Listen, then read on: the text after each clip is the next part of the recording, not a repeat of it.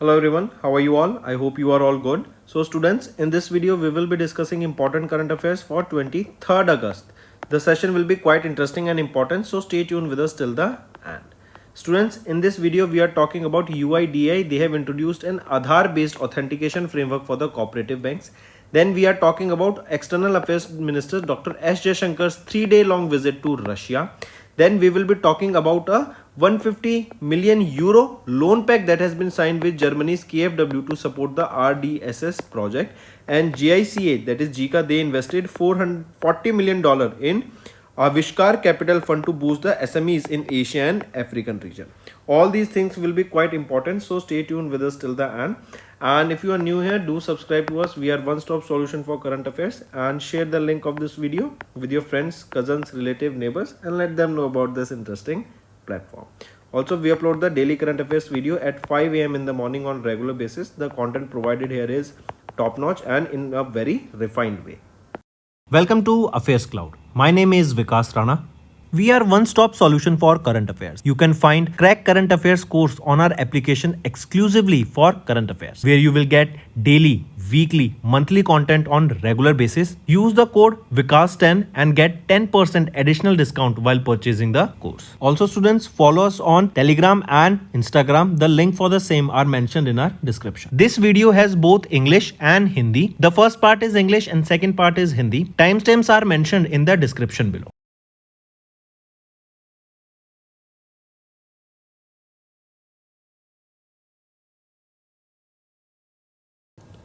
So students, let's start with national affairs. We are talking about GST proposal which has been now introduced. So earlier there were 4 tax slabs, that is 5, 12, 18 and 28%. These 4 now have been restructured and now replaced with 2 rate system, that is 5% and 18% for standard items. This new introduction, it is a major milestone in the reform of the indirect tax system, and a 6-member committee took initiative to for all this, right? Under this you will be seeing that under this reform 99% of the items currently taxed at 12% would be shifted to 5%, while 90% of those that are under 28% bracket would now move to 18%. The panel proposed that 40% GST slab have been earmarked for sin and luxury good under the new GST framework. So we are talking about the group of ministers meeting on GST chaired by Samar Chaudhary. This is a 6-member committee. New tax slab is 5% for merit goods and 18% for standard goods. And here you can see what we just discussed. Also remember health and life insurance, right? The GST on health and life insurance for the individuals, which could lead to a revenue impact of almost 9,700 crore rupees annually. Also, this change in tax slabs or GST slab, it is expected to simplify the indirect tax system, and also and it will also ensure that MSMEs, they get relief, the farmers, they get relief, right?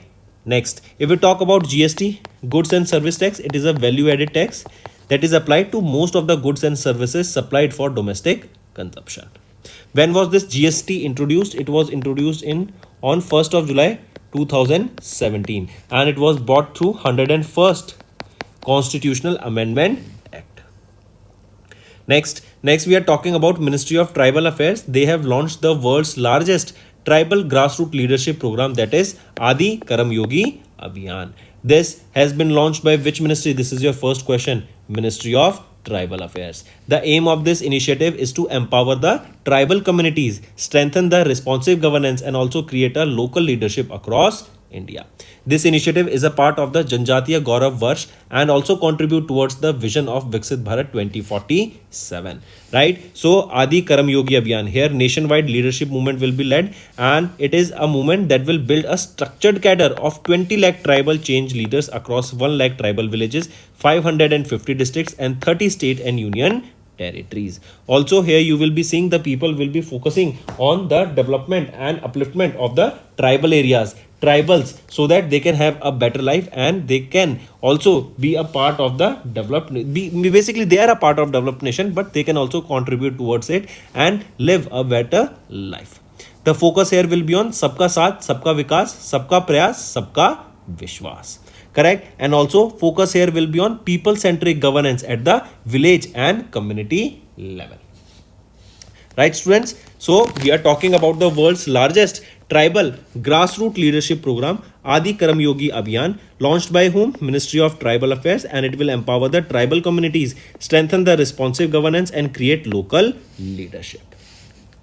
Next is UIDAI. They have introduced Aadhaar based authentication framework for cooperative banks. I repeat, UIDAI, that is your unique identification authority of India. It comes under MEITY. They have introduced a new framework, right, to onboard the cooperative banks and enable them to deliver Aadhaar based authentication service as a part of the observance of the International Year of the Cooperatives. So what we are talking about, Aadhaar based authentication framework by UIDAI for cooperative banks, and it will deliver Aadhaar based authentication services.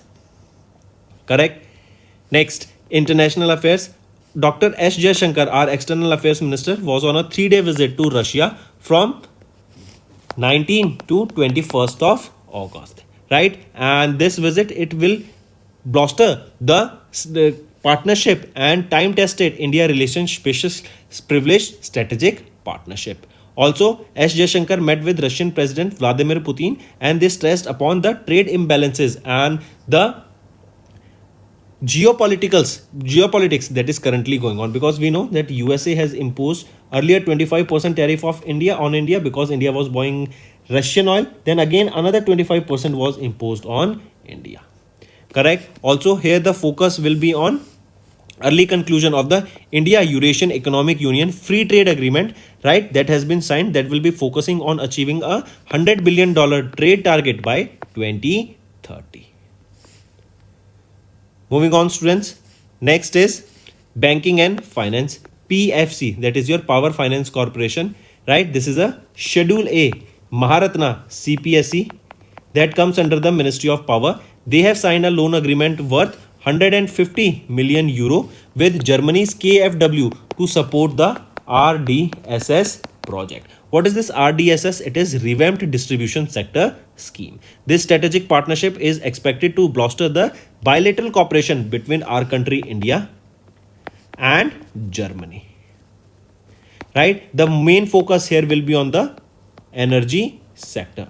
Right? Here the focus will be on sharing the goal of other country, focusing on research and development, and coming up with new infrastructure project. So it is a loan agreement between PFC and German lender KfW. Loan amount 150 million euro. Loan is secured by Power Finance Corporation, and it is to fund the projects under the Government of India's RDSS to strengthen power distribution. Moving on, if we further talk about PFC, right, who is the chairman and managing director of PFC? Parminder Chopra. Where is the headquarter? In New Delhi, established in 1986.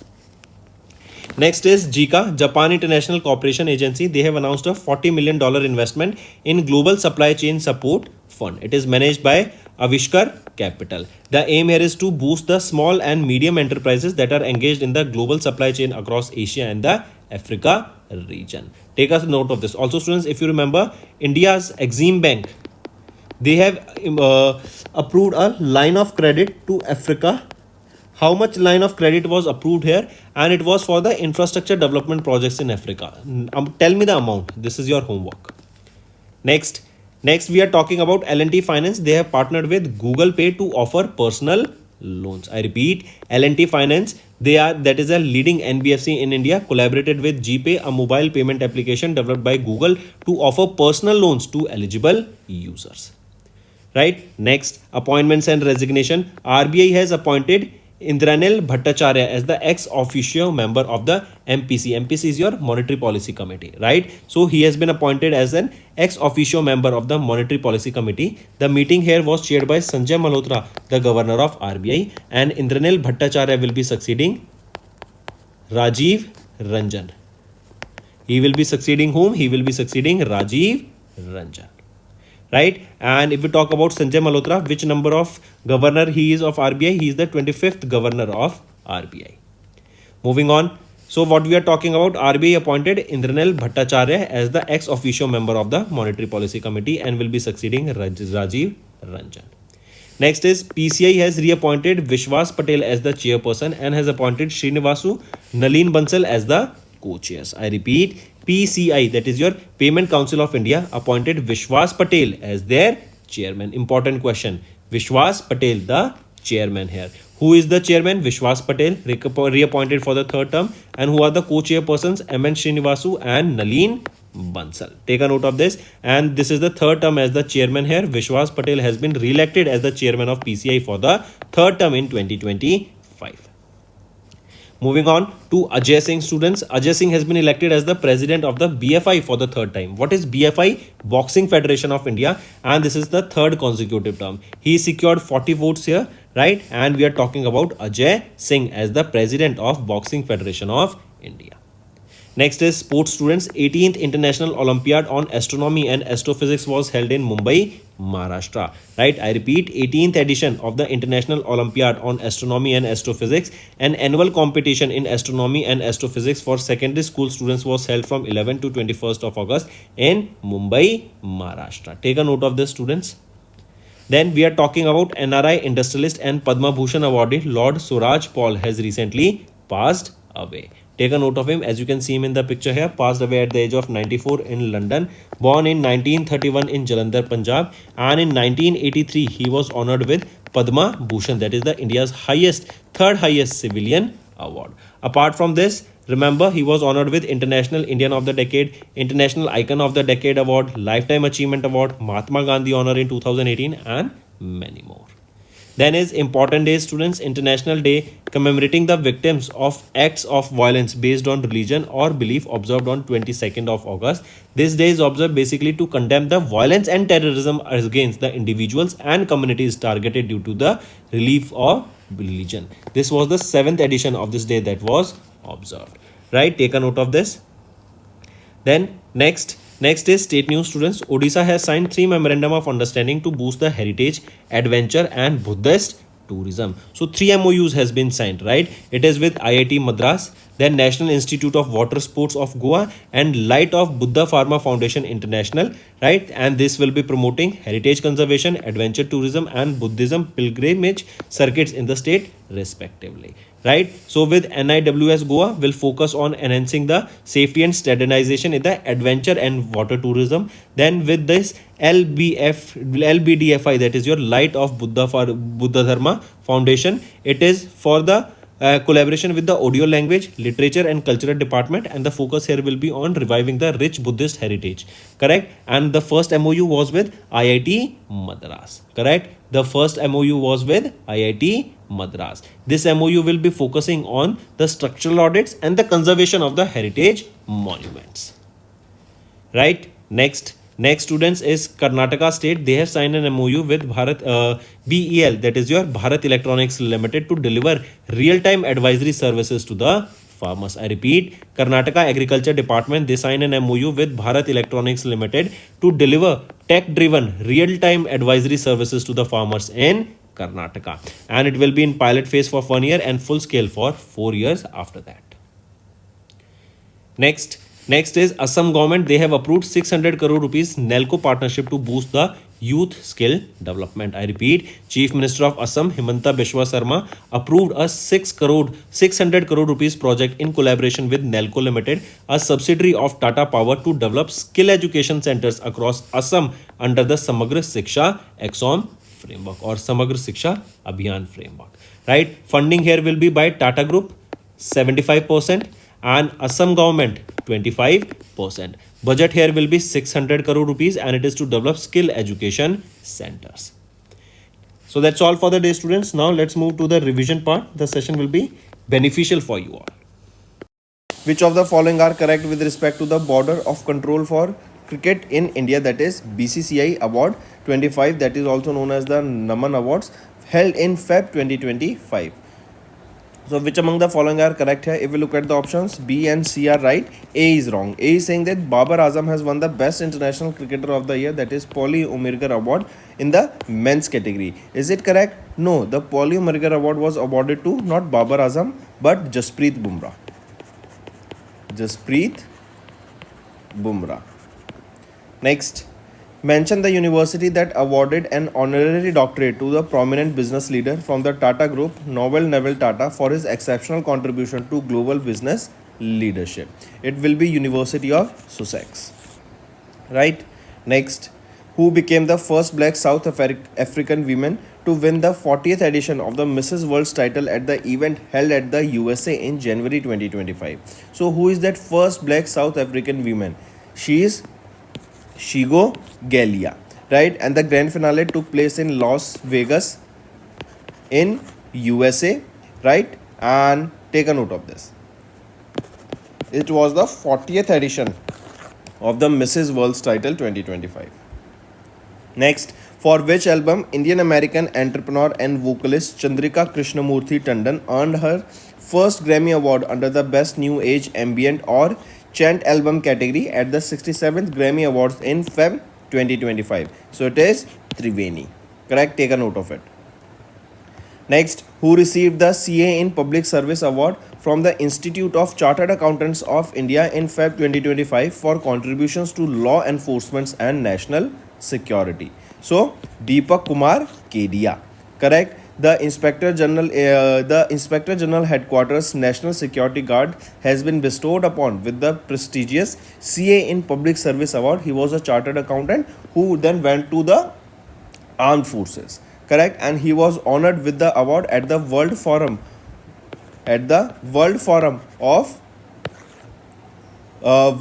of Accountants, right? And this meet was held at Yashobhumi, that is the India International Convention Center or Exhibition Center in New Delhi.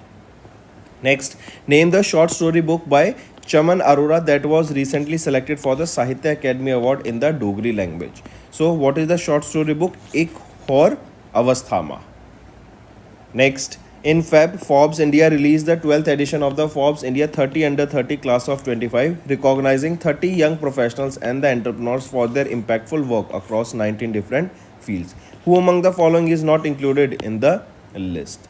In this list, Manoj Bajpayee is not included in the list. Rest all four are included in this list.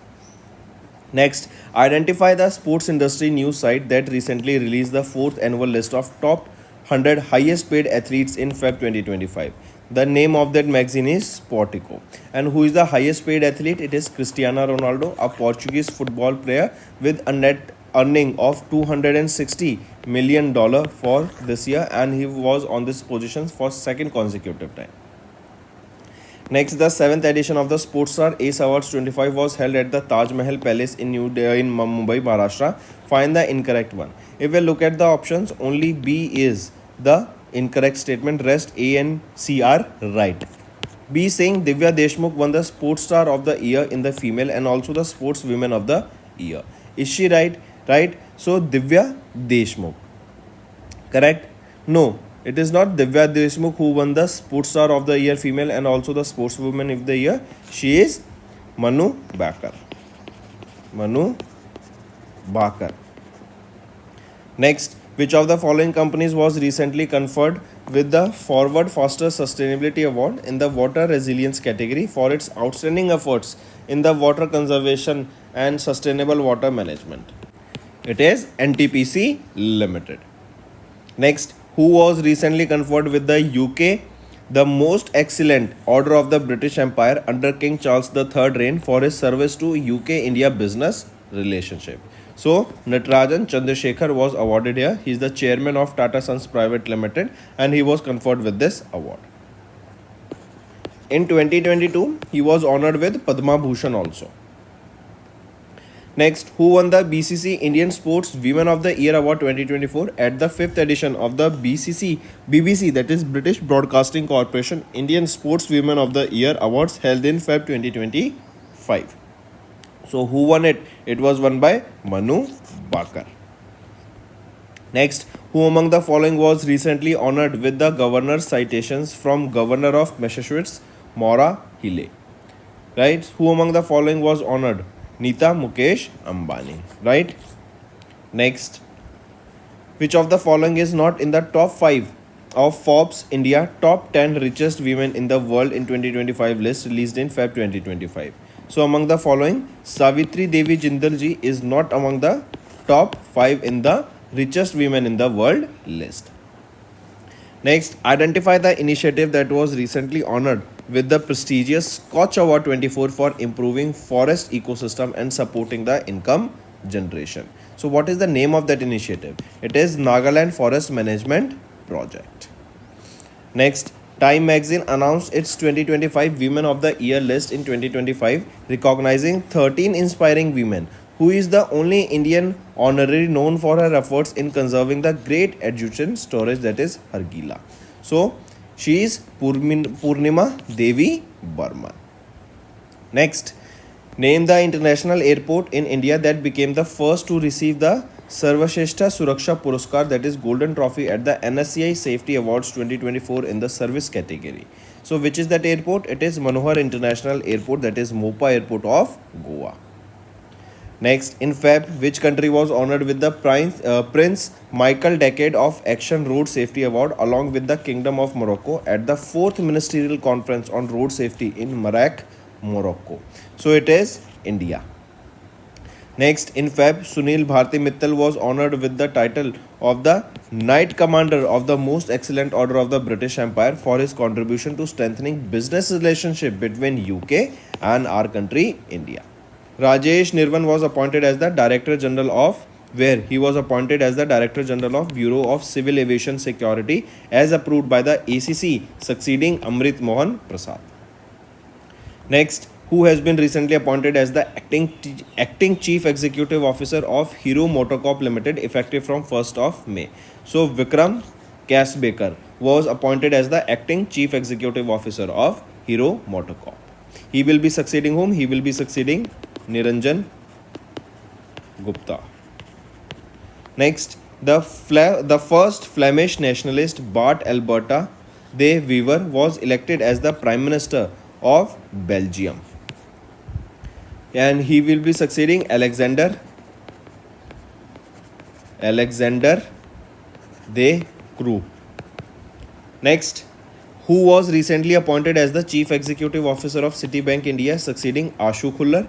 So K. Balasubramaniam was appointed as the CEO of Citibank India, succeeding Ashu Khullar.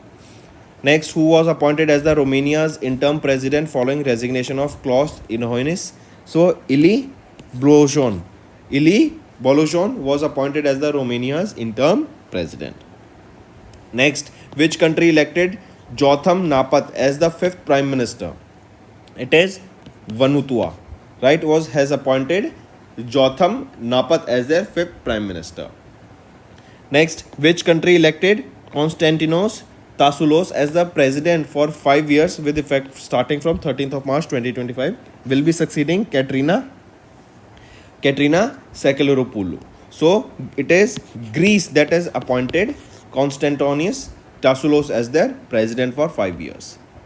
Next, who has been elected as the 73rd President of ICAI, that is Indian Chartered Accountants of India, for the term 25-26, succeeding Ranjit Kumar Agrawal. So Charanjot Singh Nanda has been appointed here as the 73rd President of ICAI. Next, President's rule was imposed in the Indian state, that is Manipur, right? And this was following the resignation of the Chief Minister N. Biren Singh. Next, in Feb, RBI approved the appointment of Prabdev Singh as the CEO of Standard Chartered of India, right, with effect from 1st of April 2025, and he will be succeeding whom? Zareen Daruwala. Next, who was appointed as the 26th Chief Election Commissioner of India, succeeding Rajiv Kumar, and set to assume the charge on 19th of Feb. So, Ganesh Kumar was appointed as the 26th Chief Election Commissioner of India. Next, who took charge as the Delhi's 9th Chief Minister and 4th Women Chief Minister on 20th of Feb? So, Rekha Gupta of BJP, right, has been appointed as the Chief Minister of Delhi, 9th Chief Minister of Delhi and 4th Women Chief Minister of Delhi. Next, which of the following has been appointed which of the following has appointed Salila Pandey as their new Managing Director and Chief Executive Officer with effect from 1st of April for a period of 2 years. So it is SBI Cards and Payment Service Limited that has appointed Salila Pandey as their new MD and CEO with effect from 1st of April, and that too for 2 years. Next, in Feb, the Government of India extended the tenure of Chief Economic Advisor Venkataraman Anantha Nageshwaran until which date? So it has been extended till 31st of March 2027.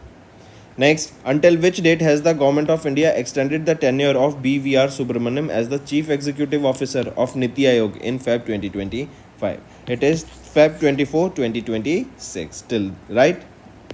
Next, who was appointed as the new Chief Secretary of Haryana in Feb 2024-5 replacing Vivek Joshi? So Anurag Rastogi has been appointed as the new Chief Secretary of Haryana. Next, the appointment committee of the cabinet recently extended the tenure of Dr. Rajiv Singh Raghuvanshi as the Drug Controller General of India in the Central Drug Standard Control Organization on a contract basis with effect from 1st of March 2025. Next, who has been recently appointed as the new Chief Executive Officer of Unilever PLC effective from 1st of March replacing Hein Schumacher. So Fernando Fernandez has been recently appointed as the new Chief Executive Officer of Unilever PLC. Let's move to the homework section, students. First is GOI stats. What is this? Who launched it and what is the aim of it? Second, tell me recently which company has set up the Odisha's first continuous galvanizing line. Why was this launched? Tell me that also. Then third, where was India's first Astro Tourism Festival concluded and launched? Fourth question, tell me recently who set the world record as the youngest to summit Mount Elbrus? Name that individual. And fifth question, which city in India has launched India's first digital house address project with QR code? And sixth question, students, tell me which edition of Bharat Mobility Global Expo will be held in which year? Or let me give you the year, in 2027. Which edition of this will be held? So these are your six homework question and I need to see maximum participation from all the watching this video. Hello students, कैसे हैं आप सब? I hope आप सब अच्छे हैं। तो दोस्तों, आज की वीडियो में हम 23 अगस्त के इंपॉर्टेंट करंट अफेयर्स डिस्कस करेंगे। एंड तक बने रहिएगा। आज की वीडियो में हम बात करेंगे UIDAI ने आधार बेस्ड ऑथेंटिकेशन फ्रेमवर्क लॉन्च किया कोऑपरेटिव बैंक्स के लिए। देन डॉक्टर एस जयशंकर 3 दिन की विजिट पे थे to Russia. Then 150 million euro का लोन पैक्ट साइन किया गया है PFC के द्वारा विद जर्मनीज KfW, ताकि RDSS प्रोजेक्ट को सपोर्ट किया जा सके। एंड देन हम बात करेंगे जीका की, ये इन्वेस्ट करेंगे $40 मिलियन इन आविष्कार कैपिटल फंड, जो बूस्ट करेगा SMEs को इन एशिया एंड अफ्रीकन रीजन। तो एंड तक बने रहिएगा, काफी इंपॉर्टेंट सेशन रहने वाला है स्टूडेंट्स ये। Welcome to Affairs Cloud. My name is Vikas Rana. We are one-stop solution for current affairs. You can find Crack Current Affairs course on our application exclusively for current affairs, where you will get daily, weekly, monthly content on regular basis. Use the code Vikas10 and get 10% additional discount while purchasing the course. Also, students, follow us on Telegram and Instagram. The link for the same are mentioned in our description. This video has both English and Hindi. The first part is English and second part is Hindi. Timestamps are mentioned in the description below.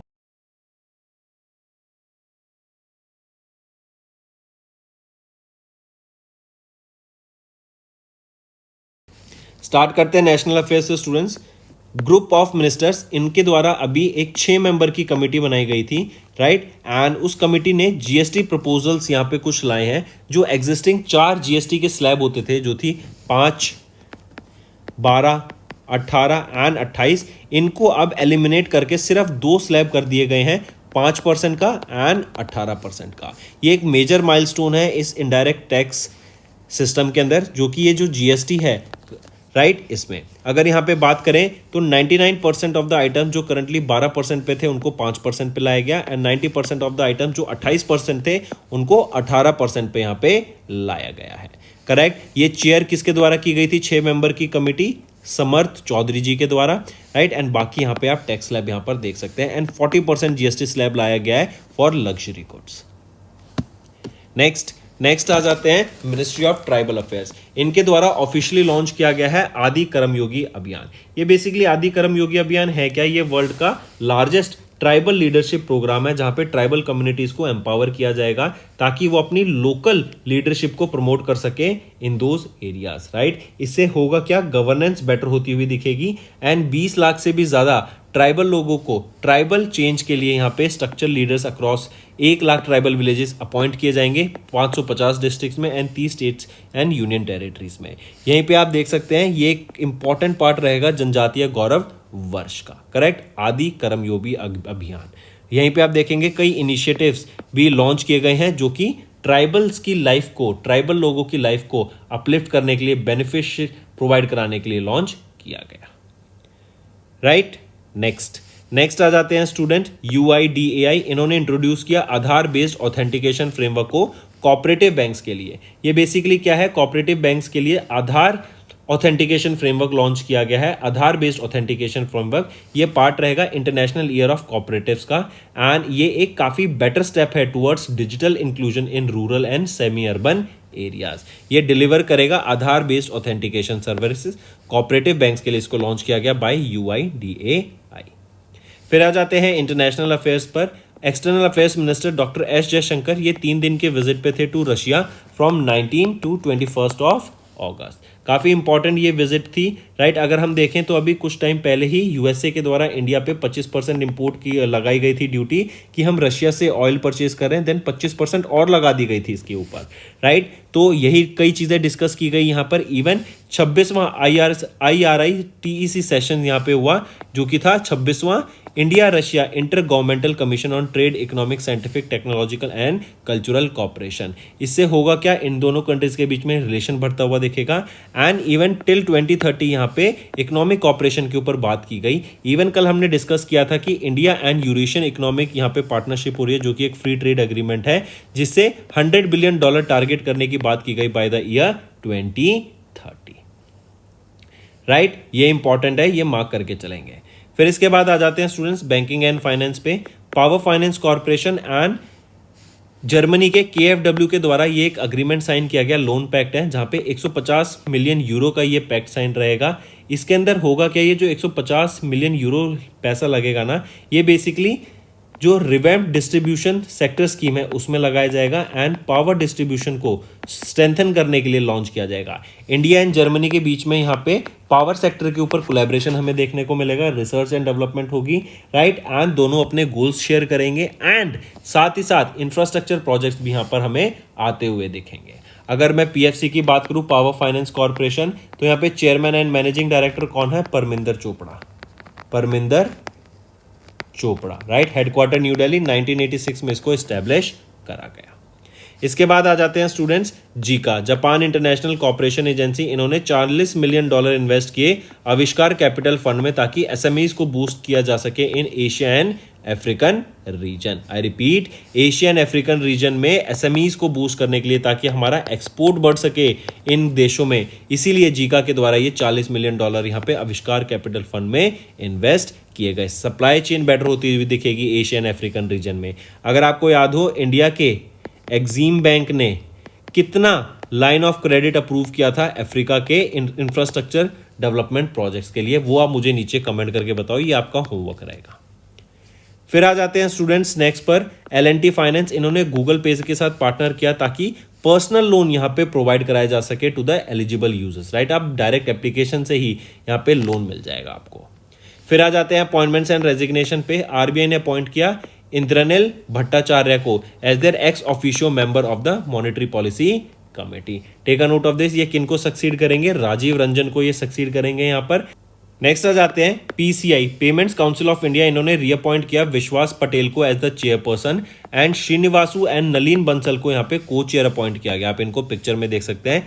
ये इनका 3rd term रहेगा as Vishwas Patel का as the chairman of PCI, payment council of India, ठीक है। यहीं पे आप देख सकते हैं बाकी को chairperson MN Srinivasu and Nalin Bansal को अपॉइंट किया गया। फिर आ जाते हैं अजय सिंह। इनको इलेक्ट किया गया president of the boxing federation of India for the 3rd time and 40 votes यहां पर इन्हें देखने को मिले एंड यहां पे ये रिइलेक्ट कर लिए गए हैं, ठीक है। चलिए नेक्स्ट पे आते हैं स्पोर्ट्स के ऊपर स्टूडेंट्स। 18वें इंटरनेशनल ओलंपियाड की बात करते हैं ऑन एस्ट्रोनॉमी एंड एस्ट्रोफिजिक्स। ये मुंबई महाराष्ट्र में देखने को मिला। एडिशन याद रखेंगे, 18वां एडिशन है, 11 अगस्त से लेके 21 अगस्त तक हुआ in Mumbai Maharashtra. Right, take a note of this students. फिर आ जाते हैं इसके बाद नेक्स्ट पे। नेक्स्ट है एक और चीज, ये 18वां international olympiad on astronomy and astrophysics ये पहली बार इंडिया ने होस्ट किया था and was the largest event in the event history, जहां पे 300 स्टूडेंट्स ने पार्टिसिपेट किया from 64 countries. Next, NRI industrialist and Padma Bhushan awardee lord Swraj Paul, इनका निधन हो गया है। राइट, अगर हम इनकी बात करें, इनका निधन हुआ एट द एज ऑफ 94, 1931 में इनका जन्म हुआ था। यहीं पे याद रखेंगे Banibrata Majhi from Delhi, Panini from Patna and Akshat Srivastava from Kolkata West Bengal, इन्होंने यहाँ पे गोल्ड मेडल भी जीता है।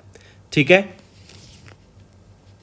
फिर आ जाते हैं स्टूडेंट्स, अभी हमने डिस्कस किया NRI industrialist and Padma Bhushan awardee lord Swraj Paul, इनका निधन हो गया है 94 की एज में। 1931 में इनका जन्म हुआ था एंड 1983 में इनको पद्म भूषण से भी सम्मानित किया जा चुका है, जो कि 3rd हाईएस्ट सिविलियन अवार्ड है इंडिया का। इसके अलावा इनको international Indian of the decade, international icon of the decade award, lifetime achievement award and Mahatma Gandhi honour से भी सम्मानित किया जा चुका है। फिर आ जाते हैं इंपॉर्टेंट डेज पे। International day commemorating the victims of acts of violence based on religion और बिलीफ, ये 22 अगस्त को ऑब्जर्व किया जाता है ताकि वायलेंस एंड टेररिज्म को कंडेम किया जा सके अगेंस्ट इंडिविजुअल्स एंड कम्युनिटीज। 7वां एडिशन हमने इसका इस बार ऑब्जर्व करा। पहली बार कब ऑब्जर्व किया गया था, ये आप मुझे नीचे कमेंट में बताओ। राइट, नेक्स्ट आ जाते हैं स्टूडेंट्स स्टेट न्यूज़ के ऊपर। ओडिशा ने 3 MOU साइन किए हैं। एक साइन किया IIT मद्रास के साथ ताकि हेरिटेज को प्रिजर्व किया जा सके, कंजर्व किया जा सके मॉन्यूमेंट्स को। देन सेकेंड MOU साइन किया गया national institute of water sports के साथ, जो कि गोवा में है, ताकि जो एडवेंचर स्पोर्ट्स हैं उनको और सेफ बनाया जा सके, उनको और बेटर बनाया जा सके फॉर द पीपल। राइट, तो ये हो गया आपका दूसरा MOU। इससे सेफ्टी एंड स्टैंडर्डाइजेशन आती हुई हमें दिखेगी वाटर स्पोर्ट्स में। तीसरा है बुद्धिस्ट टूरिज्म को प्रमोट करने के लिए, बुद्धिस्ट जो साइट्स हैं उन हेरिटेज को कंजर्व करने के लिए एंड वहाँ पे रिलीजियस टूरिज्म प्रमोट करने के लिए ये तीसरा MOU साइन किया गया। किसके साथ? Light of Buddha Dharma foundation international के साथ ये तीसरा MOU साइन किया गया। तो ये 3 MOU यहाँ पर आपको ध्यान रखने हैं। फिर आ जाते हैं कर्नाटका ने एक MOU साइन किया भारत इलेक्ट्रॉनिक्स लिमिटेड के साथ ताकि डिलीवर किया जा सके real time advisory services farmers को। आई रिपीट, ये आपका एक बेसिकली एक टेक ड्रिवन इनिशिएटिव है जहां पे real time advisory services provide की जाएंगी फार्मर्स को in Karnataka. And Karnataka agriculture department ने ये MOU साइन किया है भारत इलेक्ट्रॉनिक्स लिमिटेड के साथ। फिर आ जाते हैं स्टूडेंट्स, असम गवर्नमेंट ने 600 करोड़ रुपए का नेल्को पार्टनरशिप अप्रूव की ताकि यूथ स्किल डेवलपमेंट के ऊपर काम किया जा सके अक्रॉस समग्र शिक्षा अभियान फ्रेमवर्क। स्किलिंग का ये काम करेगा यहाँ पे, राइट, स्किल्स प्रोवाइड की जाएंगी। टाटा ग्रुप यहाँ पे 75% फंडिंग करेगा, असम गवर्नमेंट यहाँ पे 25% फंडिंग करती हुई हमें दिखेगी। 600 करोड़ रुपए का ये बजट रहेगा स्किल एजुकेशन सेंटर को प्रमोट करने के लिए, डेवलप करने के लिए ये पार्टनरशिप हमें देखने को मिल रही है। तो दोस्तों ये थे हमारे आज के इंपॉर्टेंट करंट अफेयर्स। अब आ जाते हैं रिवीजन पार्ट पर। Who received the CA in Public Service Award from the Institute of Chartered Accountants of India in Feb 2025 for contributions to law enforcement and national security? तो ये है Deepak Kumar Kedia. Next, name the short story book by Chaman Arora that was recently selected for Sahitya Academy Award 24 by in the Dogri language. तो Dogri language select होने वाली क्या थी? एक और अवस्थामा। Next, in Feb Forbes India ने भी रिलीज किया 12वां edition of the Forbes India 30 under 30 class of 25, recognizing कितने young professional? 30 young professionals and entrepreneurs for their impactful work across 19 different fields. Who among the following is not included in the list? तो इनमें से अगर हम देखें कौन इस list में इंक्लूडेड नहीं है, मनोज वाजपेयी इसमें इंक्लूडेड नहीं है, बाकी सब इसमें इंक्लूडेड रहेंगे। नेक्स्ट आ जाता है identify the sport industry news site. वो sports magazine sport industry news site का नाम बताओ जिन्होंने रिलीज की 4th annual list of 100 top highest paid athletes Feb 2025 में। तो स्पोर्टिको के द्वारा इसको रिलीज किया गया था। एंड क्रिस्टियानो रोनाल्डो जो कि एक प्रोफेशनल फुटबॉलर है, पोर्चुगीज प्लेयर है, पोर्चुगीज से बिलोंग करते हैं, ये यहाँ पे हाईएस्ट पेड एथलीट रहे for the second consecutive time and इन्होंने $260 मिलियन अर्न किए लास्ट ईयर। नेक्स्ट 7वां edition of sports star aces award 2025 की बात करें, held at the Taj Mahal palace in Mumbai Maharashtra. इसमें से बताओ कौन सा इनकरेक्ट है। तो अगर यहाँ पे हम देखें ऑप्शन ए सही है, सी सही है, बी इनकरेक्ट है। बी कह रहा है कि दिव्या देशमुख ने sports star of the year 2025 का फीमेल जीता and also the sports women of the year. तो नहीं, नॉट दिव्या देशमुख बट मनु बाकर, मनु बाकर के द्वारा ये अवार्ड जीतेगी। नेक्स्ट आ जाते हैं, which among the following companies was recently conferred with the forward faster sustainability award in the water resilience category for its outstanding efforts in water conservation and sustainable water management. तो यहाँ पर अगर हम देखें तो विच ऑफ द फॉलोइंग कंपनीज इनको confer किया गया इस अवार्ड से, कौन सी कंपनी रहेगी, वो है NTPC limited. Next, who was recently conferred with the UK the most excellent order of the British Empire under King Charles III reign for his service to UK India business relationship। तो किनको सम्मानित किया गया है इससे, वो है Natarajan Chandrasekaran. Next आ जाते हैं, who won the BBC Indian sports women of the year award at the 5th edition of the British broadcasting corporation Indian sports women of the year award, जो कि फरवरी 2025 में हुई। तो मनु बाकर। नेक्स्ट आ जाते हैं, who among the following was recently honored with the governor's citation from governor of Massachusetts Maura Healey। तो who among the following, Nita Mukesh Ambani ji. Next आ जाते हैं, which of the following is not in the top 5 of the Forbes India top 10 richest women in the world list released in Feb। तो इनमें से कौन नहीं है उस लिस्ट में, तो सावित्री देवी जिंदल जी इस लिस्ट में नहीं है, बाकी सभी इस लिस्ट में है।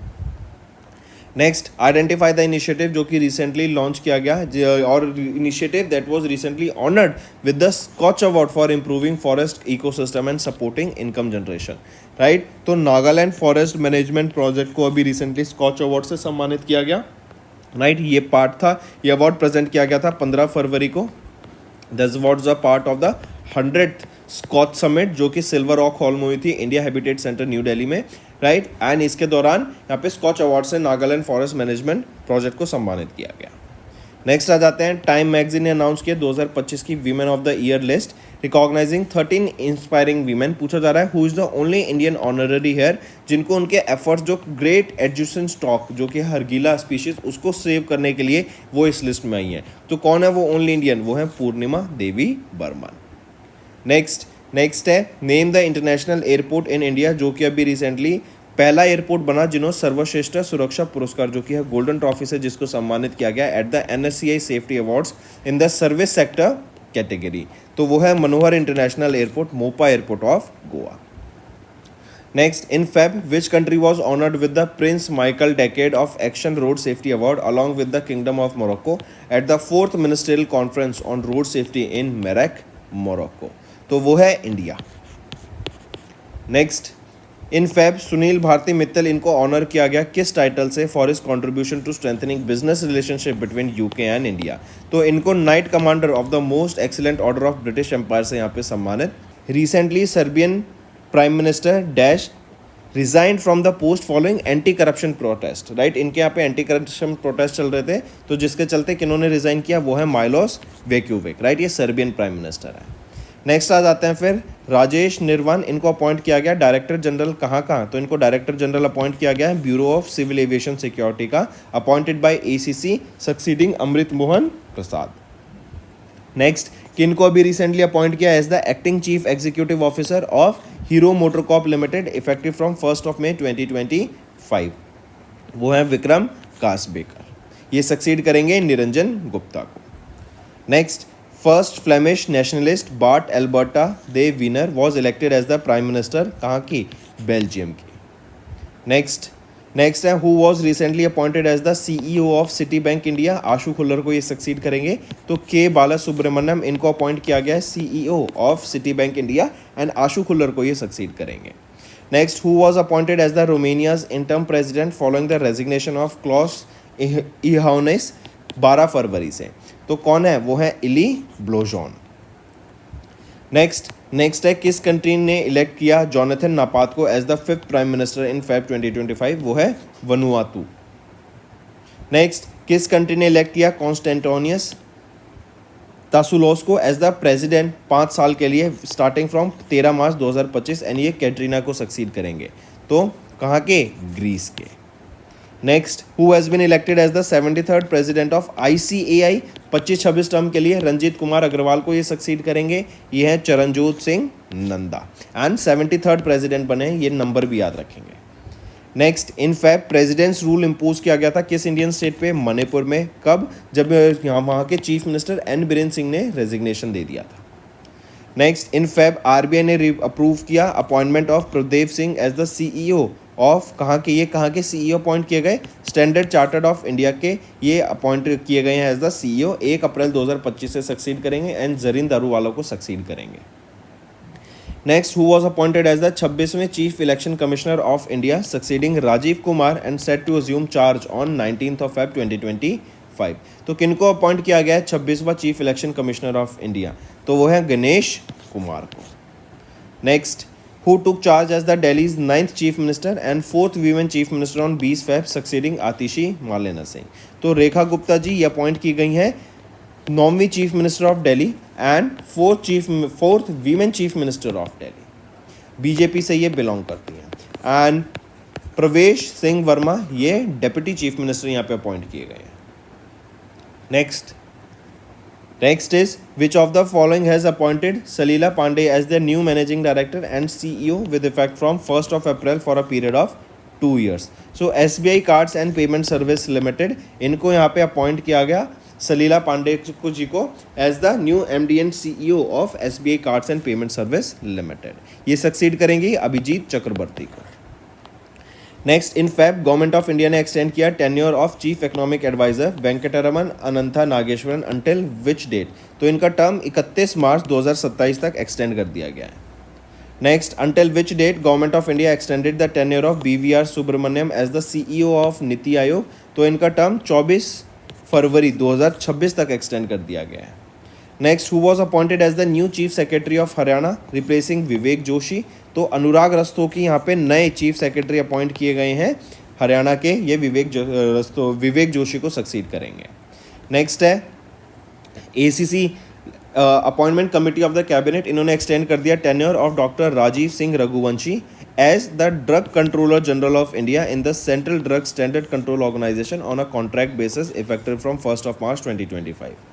Next, who has been appointed as the new Chief Executive Officer of Unilever PLC? Correct, effective from 1st of March and हेन शुमाकर को ये रिप्लेस करेंगे, तो वो है फर्नांडो फर्नांडिस। नेक्स्ट, किनको अपॉइंट किया गया chairman of Ratan Tata endowment foundation का ऑन 25th of Feb? तो वो है एन चंद्रशेखरन को यहाँ पे अपॉइंट किया गया chairman of Ratan Tata endowment foundation. Next, where was the India's first world peace centre inaugurated in the leadership of founder of Amisha Vishwa Bharati Jain आचार्य लोकेश मुनि? तो ये कहाँ पर है? गुरुग्राम हरियाणा में ये इंडिया का पहला वर्ल्ड पीस सेंटर आया है।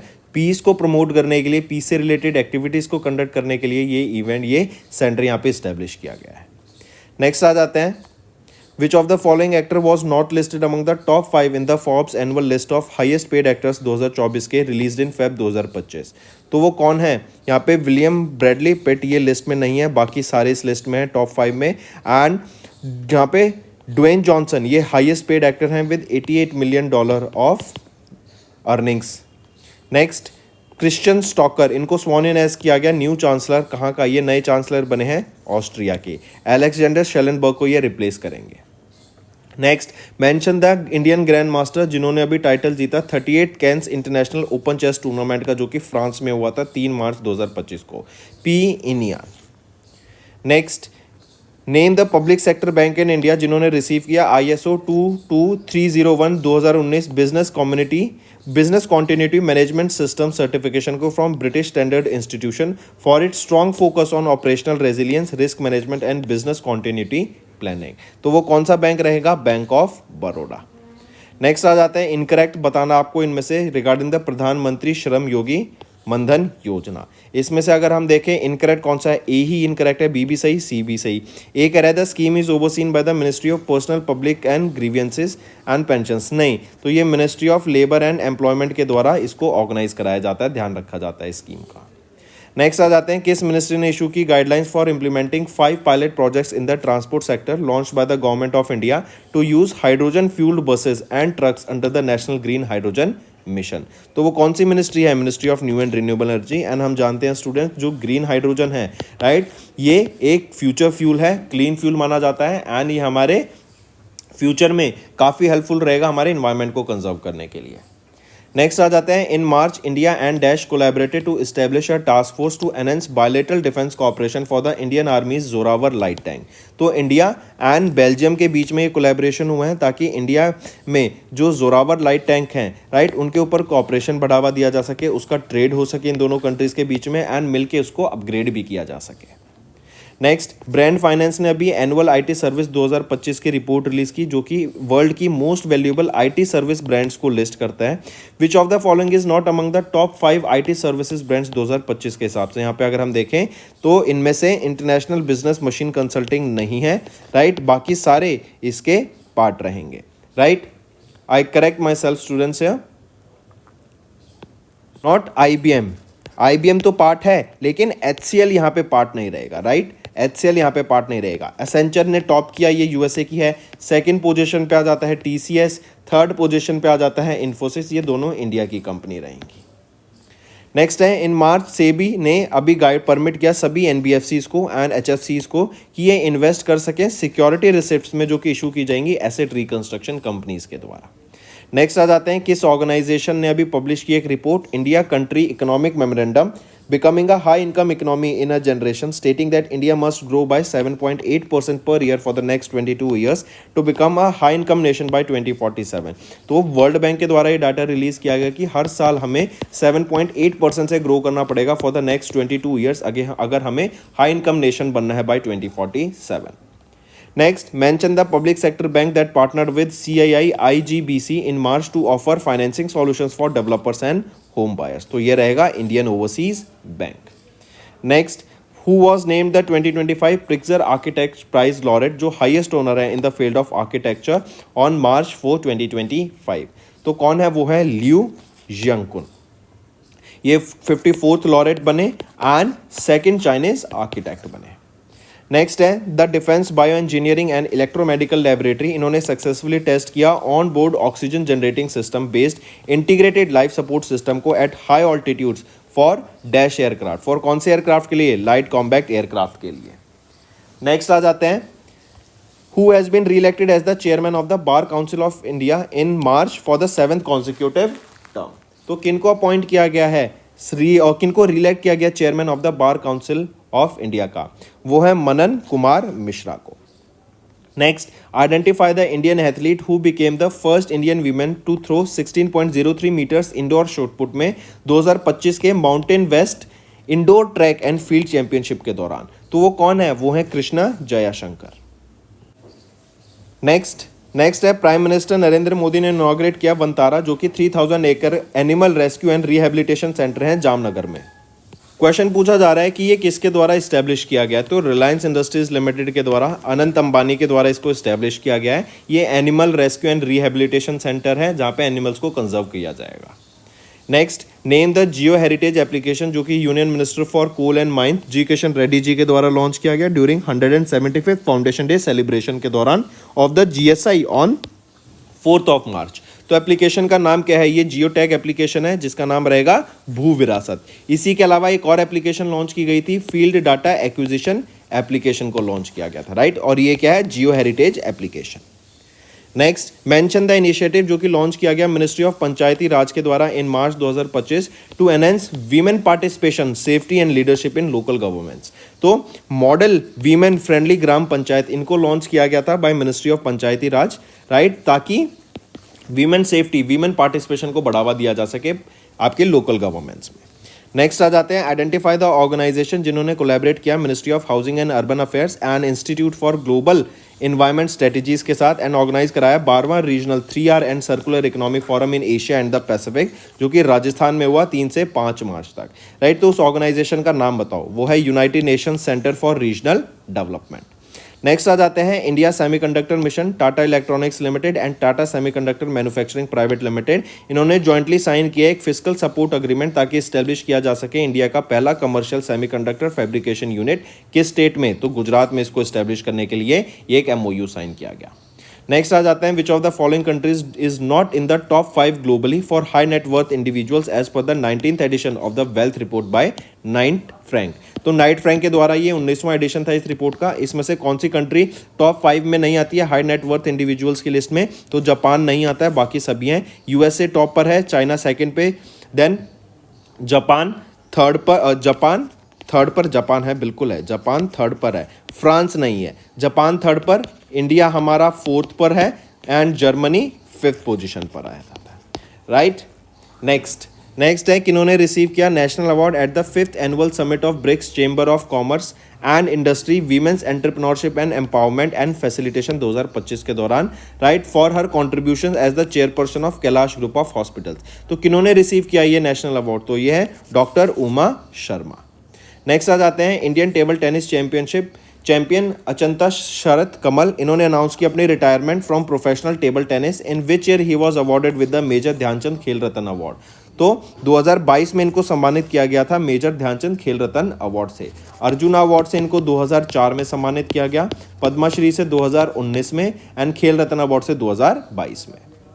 नेक्स्ट है, कौन है वो ऑस्ट्रेलियन क्रिकेटर जिन्होंने अनाउंसमेंट कर दी अपनी रिटायरमेंट? जो कि ऑस्ट्रेलियन क्रिकेटर हैं वो हैं स्टीव स्मिथ, इन्होंने अनाउंस कर दिया retirement. Let's move to the homework section, students. First is GOI stats. What is this? Who launched it and what is the aim of it? Second, tell me recently which company has set up the Odisha's first continuous galvanizing line. Why was this launched? Tell me that also. Then third, where was India's first Astro Tourism Festival concluded and launched? Fourth question, tell me recently who set the world record as the youngest to summit Mount Elbrus? Name that individual. And fifth question, which city in India has launched India's first digital house address project with QR code? And sixth question, students, tell me which edition of Bharat Mobility Global Expo will be held in which year? Or let me give you the year, in 2027. Which edition of this will be held? So these are your six homework questions, and I need to see maximum participation from all the watching this video.